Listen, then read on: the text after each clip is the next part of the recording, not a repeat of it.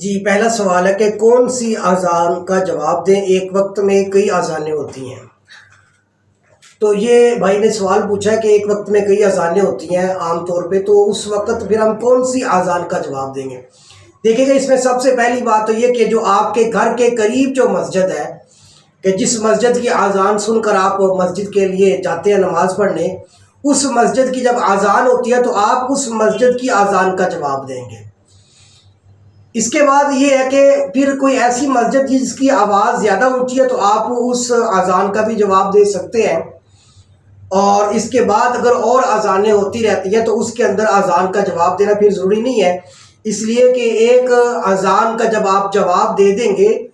تو یہ سنت عمل ادا ہو جائے گا اس کے اندر۔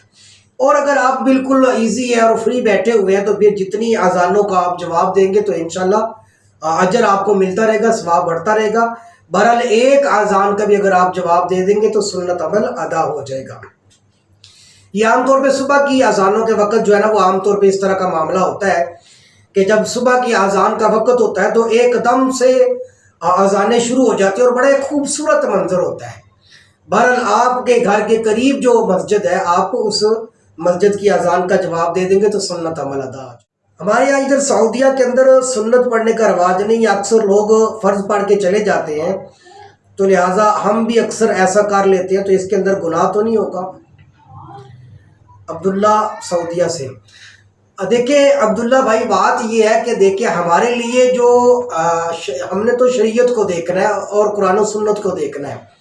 کوئی ملک اور کوئی شہر جو ہے نا، اس کو دیکھ کر ہم نے اپنی نظام زندگی کو نہیں ٹھیک کرنا۔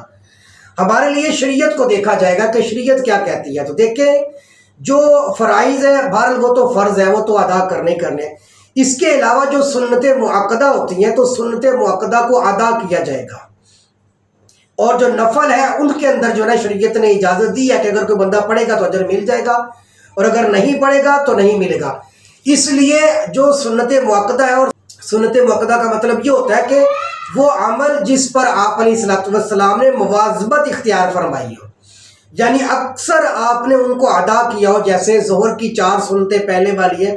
ظہر کے بعد والی 2 سنتیں ہیں، عشاء کے بعد والی 2 سنتیں ہیں، فجر کی 2 سنتیں، ان کو سنت مؤکدہ کہا جاتا ہے۔ بہرحال فرائض کے ساتھ یہ سنت مؤکدہ کا ادا کرنا بھی ضروری ہے، اور بلا وجہ عام طور پہ اس کو ہمیشہ کے لیے چھوڑ دے تو پھر بندہ گناہ گار بھی ہوگا، الا یہ کہ کبھی کبھار بندہ کوئی بیمار ہو گیا ہے تو اس میں بہرحال کوئی گنجائش ہوتی ہے، بندہ بیمار ہے تو چھوڑ سکتا ہے،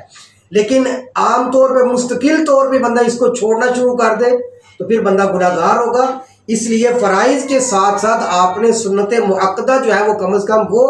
اور جو وطر ہے ان کا ادا کرنا ضروری ہے۔ آپ سعودیہ کی بنیاد پر نہ دیکھیں، آپ شریعت کی بنیاد۔ ویڈیو گیم کھیلنا کیسا ہے؟ دیکھیں ویڈیو گیم کے متعلق بہت سارے فتاوی جات موجود ہیں علماء کرام کے،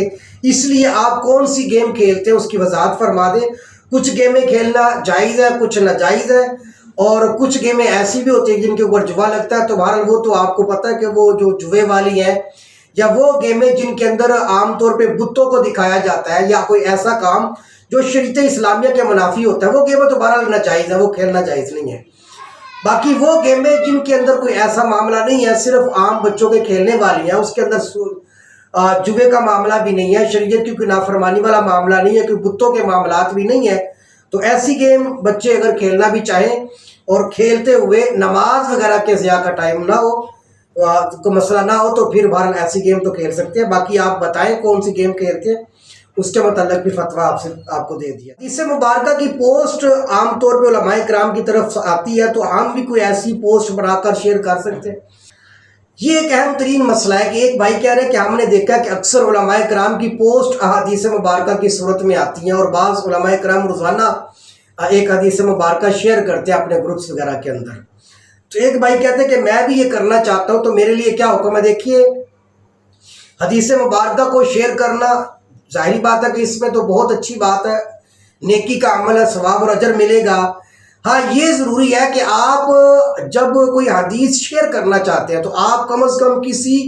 ادارے کے ساتھ منسلک ہو جائے، یا آپ کسی اپنے ایک عالم دین کے ساتھ منسلک ہو جائے کہ جب آپ نے کوئی حدیث شیئر کرنی ہے تو کم از کم آپ کے پیچھے کوئی عالم دین یا کوئی ادارہ ہونا چاہیے کہ جس کی بنیاد پر آپ کو یہ یقین ہو کہ یہ حدیث صحیح سند کے مطابق ثابت ہے۔ ہوتا یہ ہے کہ آج کل بہت ساری ایسی من گڑت روایات ہیں اور موضوع روایات ہیں اور بے شمار قسم کی روایات ایسی ہیں جو نقل در نقل ہو رہی ہیں، فیس بک پر چلائی جا رہی ہیں، واٹس ایپ پہ آتی جا رہی ہیں، لوگ آگے شیئر کرتے جا رہے ہیں۔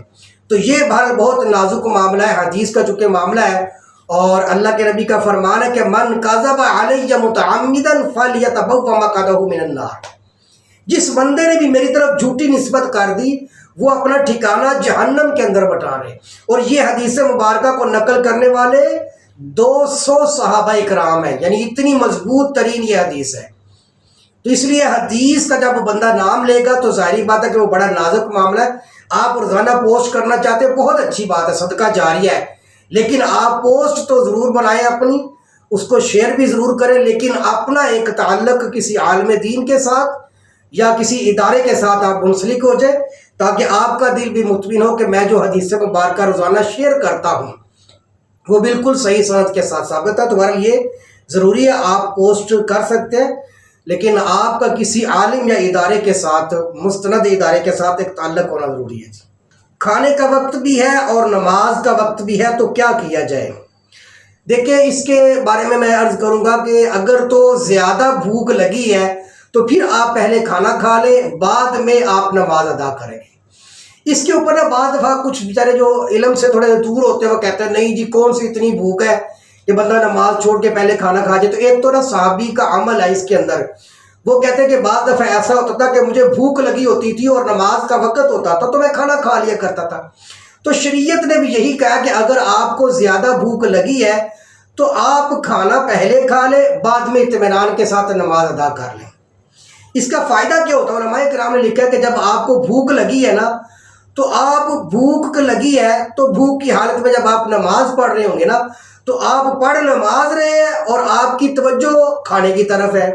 لیکن اگر آپ کو بھوک لگی اور آپ کھانا کھا رہے ہیں تو کھانا کھاتے ہوئے آپ کی توجہ نماز کی طرف جا رہی ہے کہ نماز میں نے پڑھنی ہے، تو یہ زیادہ بہتر ہے کہ آپ کھانا کھاتے ہوئے آپ کی توجہ نماز کی طرف ہو، نہ یہ کہ آپ پڑھ نماز رہے ہو اور آپ کی توجہ کھانے کی طرف ہو۔ تو اس لیے علماء کرام نے لکھا کہ اگر عام طور پہ، پھر اس کے اندر یہ چیز بھی ہوتی ہے کہ بعض لوگوں کی طبیعت ایسی ہوتی ہے کہ وہ بھوک کو زیادہ محسوس نہیں کرتے، تو وہ ٹھیک ہے پہلے بھی نماز پڑھ لیں، کوئی حرج کی بات نہیں ہے۔ بعض لوگوں کی جیسے شوگر وغیرہ کا معاملات ہوتے ہیں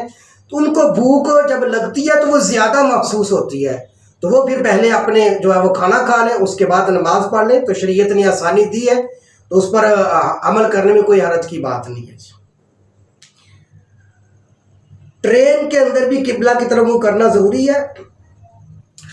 یہ مسئلہ کہ جب ہم سفر کرتے ہیں ٹرین کے اندر خاص طور پہ، تو پھر اس وقت قبلہ کی طرف منہ کر کے نماز پڑھنا ضروری ہے یا جدھر بھی ہے؟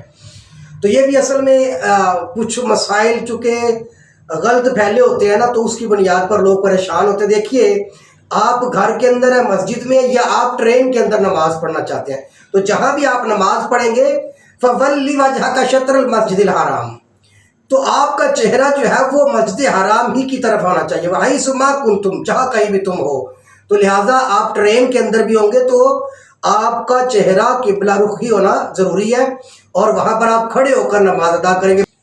ایک مٹھی سے کم داڑھی رکھ سکتے ہیں،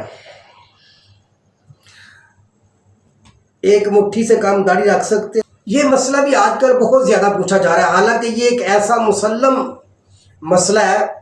جو ہمیشہ سے چلتا آ رہا ہے۔ ہمارے باپ دادا کو، اور عام طور پہ جو تھوڑے بہت بھی دین کا سمجھ رکھنے والے تھے، انہیں پتا تھا کہ داڑھی وہی ہے جو ایک مٹھی کے برابر ہو۔ اس لیے حدیث پاک میں آتا ہے کہ آپ علیہ الصلوۃ والسلام نے فرمایا کہ داڑھی کو بڑھاؤ اور خالف المشرکین او فر اللحا واعف الشوارب، آپ علیہ السلام نے فرمایا مشرکین کی مخالفت کرو، داڑھیوں کو بڑھاؤ اور مونچھوں کو کٹاؤ۔ تو ایک تو حدیث تو یہ بتا رہی ہے کہ داڑھی کو چھوڑ دو، اور کم از کم جو داڑھی ہے وہ کتنی ہونی چاہیے؟ وہ ایک مٹھی ہونی چاہیے، جیسا کہ حدیث مبارکہ میں آتا ہے کہ سیدنا عبداللہ ابن عمر رضی اللہ تعالیٰ عنہ، وہ اپنی ایک مٹھی داڑھی پکڑ کر جو آگے سے زائد ہوتی تھی وہ کاٹ دیا کرتے تھے، اور ان پر کوئی اعتراض نہیں ہوتا تھا۔ تو کم از کم جو ہے وہ داڑھی ایک مٹھ کی ہونی چاہیے، یہی سنت کے مطابق عمل ہوگا۔ اس سے کم جو داڑھی ہے پھر وہ داڑھی نہیں ہوگی، وہ اور ہاں اس کے اندر یہ صورت ہے کہ ایک بندہ چھوٹی داڑھی رکھتا ہے اور ایک بندہ بالکل ہی داڑھی نہیں رکھتا، یعنی شیو کرا دیتا ہے، تو بہرحال چھوٹی داڑھی رکھنے والا جو ہے نا وہ بنسبت بالکل شیو کرانے والے سے کم گناہ گار ہوگا۔ کیوں؟ اس لیے کہ جو چھوٹی داڑھی کروانے والا ہے وہ حدیث مبارکہ کی مخالفت کر رہا ہے، اس کو اس کا گناہ مل رہا ہے، لیکن جو بالکل شیو کرا رہا ہے تو وہ علماء کرام نے لکھا کہ یہ تو تشبہ بالنساء ہے،